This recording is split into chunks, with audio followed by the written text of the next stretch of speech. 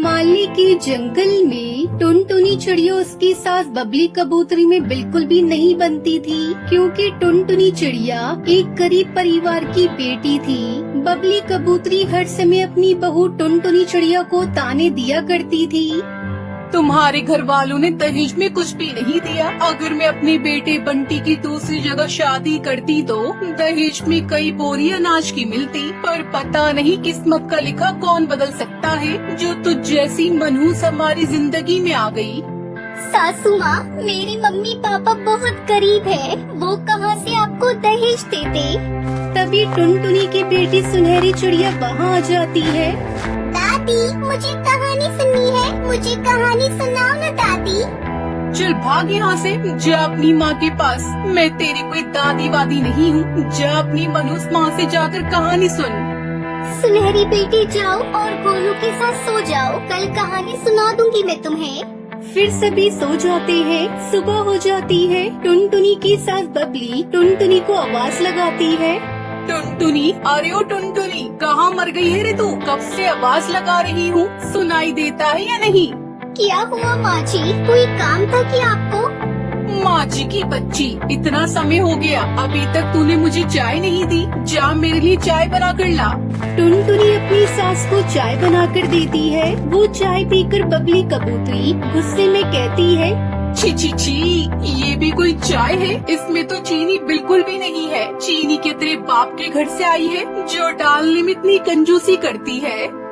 माँ जी, मुझे जो कहना है आप कह लीजिए, पर मेरे माँ पापा को कुछ न कहें। ये कहकर टुनटुनी रोने लगती है।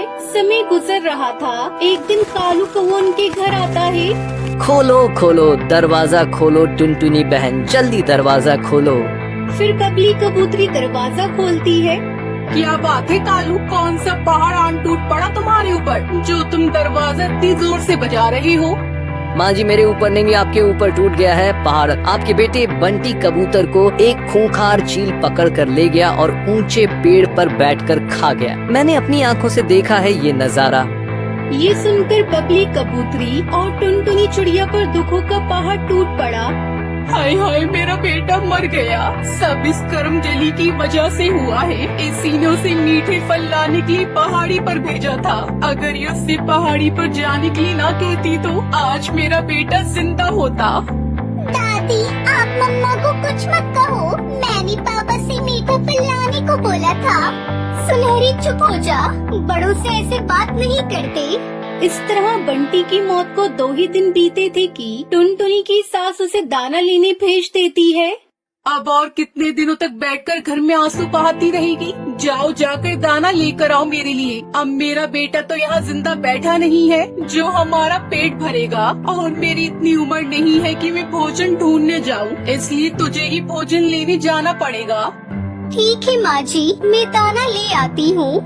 ये कहकर टुनटुनी चिड़िया दाना लेने चली जाती है। जब वो लौट कर आती है तो देखती है कि उसके दोनों बच्चे घर के बाहर बैठे थे और उनका सारा सामान भी घर के बाहर पड़ा था। क्या हुआ बच्चों, तुम दोनों घर के बाहर क्यों बैठे हो और ये सामान यहाँ क्यों रखा है? बताओ मुझे, सब किसने किया? मम्मा, ये सब दादी ने किया है। दादी ने आपके जाने के बाद हमें घर से बाहर निकाल दिया और हमारा सारा सामान भी फेंक दिया। ये सुनकर टुनटुनी चिड़िया घर का दरवाजा बजाती है। माँ जी सुनिए, माँ जी दरवाजा खोले। माँ जी, आपने हमें घर से बाहर क्यों निकाला है? आज निकाला है, पहले ही निकाल दिया होता तो आज मेरा बेटा जिंदा होता। चली जाओ मेरी नजरों से दूर, तुम दोनों मनहूस दोबारा यहाँ दिखना भी मत। माँ जी, आपने अच्छा नहीं किया। सुनहरी के पापा की आत्मा को बहुत दुख होगा ये सब देखकर। टुनटुनी चिड़िया अपने बच्चों को लेकर वहाँ से निकल जाती है और उड़ते उड़ते जंगल में से एक बड़े पेड़ पर अंगूर की बेल दिखाई देती है। वो अपने बच्चों से कहती है, सुनहरी गोलू बेटा, घर बनाने के लिए जगह बहुत अच्छी है। मैं यहीं अपना लकड़ी का घर बनाऊंगी। आप दोनों जब तक मीठे मीठे अंगूर खाओ, मैं अभी सूखी लकड़ियाँ ढूंढ कर लेकर आती हूँ। यहाँ से कहीं मत जाना। ये कहकर टुनटुनी चिड़िया अपने बच्चों को अंगूर की बेल पर छोड़कर चली जाती है। बच्चे मजे मजे से अंगूर खाने लगते हैं। तभी उन्हें एक आवाज सुनाई देती है, सुनो प्यारे बच्चों, क्या तुम दोनों मुझसे दोस्ती करोगे? अरे गोलू, ये अंगूर की बेल तो बोल रही है। अंगूर की बेल, आप तो बोल रही हो कि आप जादुई अंगूर की बेल हो। हाँ हाँ, मैं जादुई अंगूर की बेल हूँ। क्या तुम दोनों बच्चे मुझसे दोस्ती करोगे? मेरा कोई भी दोस्त नहीं है।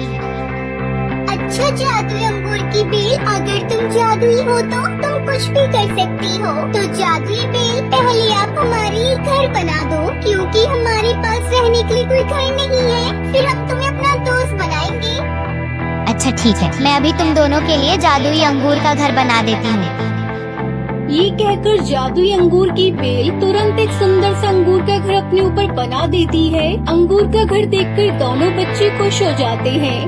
अंगूर की बेल, आज से हमारी दोस्ती पक्की। आज से तुम हमारी पक्की दोस्त हो। तभी सूखी लकड़ियाँ लेकर टुनटुनी चिड़िया वहाँ आ जाती है और अंगूर के घर को देखकर दंग रह जाती है। मम्मा मम्मा, अब लकड़ियों की कोई जरूरत नहीं। जादुई अंगूर की बेल ने हमारे लिए देखो कितना सुंदर अंगूर का घर बना दिया है। हम इसमें रहेंगे।